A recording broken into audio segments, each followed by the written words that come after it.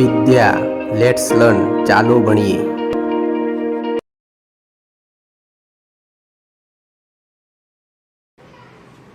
Test ટ્યુબમાં કસનળીમાં ચોખા વાટીને આપણે અંદર નમૂનો લીધો તો ખાદ્ય પદાર્થનો, એમાં આયોડિનના થોડાક ટીપા નાખીએ।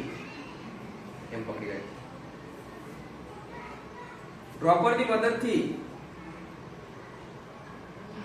આયોડિન લઈ અને એમાં થોડાક ટીપા નાખીએ।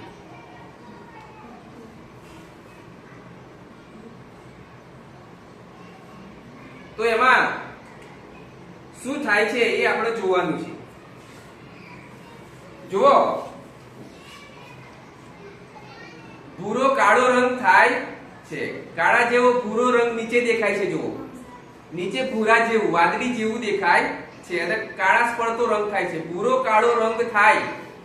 જો આયોડિનના ટીપા જે ખાદ્ય પદાર્થનો નમૂનો લીધો હોય અને એમાં આયોડિનના ટીપા નાખીએ અને જો આવો ભૂરો કાળો રંગ થાય તો એ ખાદ્ય પદાર્થમાં સ્ટાર્ચ હાજર છે તેવું કહેવાય।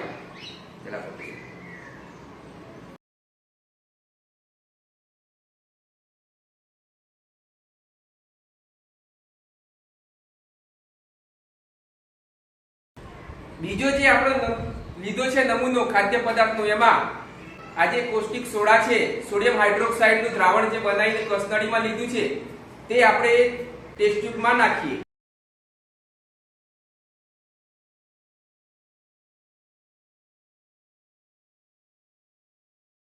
અંદર આપણે કોસ્ટિક સોડા નાખ્યો છે, અંદર સોડિયમ હાઇડ્રોક્સાઇડ।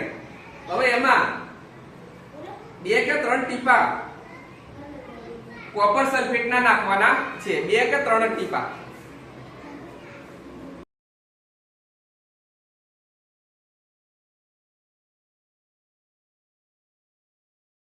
અંદર થોડી વાર પછી શું થાય છે આપણે જોવાનું છે।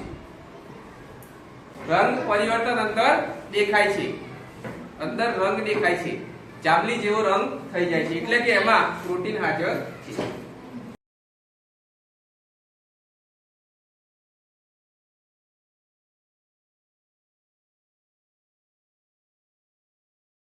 આ રીતે આપણે સ્ટાર્ચ અને પ્રોટીનની કસોટી કરી। હવે આપણે ચરબીની કસોટી કરીશું। ચરબીની કસોટી કરવા માટે આપણે જે સિંગદાણા હોય છે, મગફળી, એ દાણાને આપણે તમારે બધાએ કરવાની છે આ કસોટી। આ દાણા હું તમને બધાને આપીશ, એક એક દાણું, અને પછી તમને કાગળ આપીશ। એ કાગળની અંદર આ દાણાને ઘસવાથી શું થાય છે એ આપણે જોઈશું।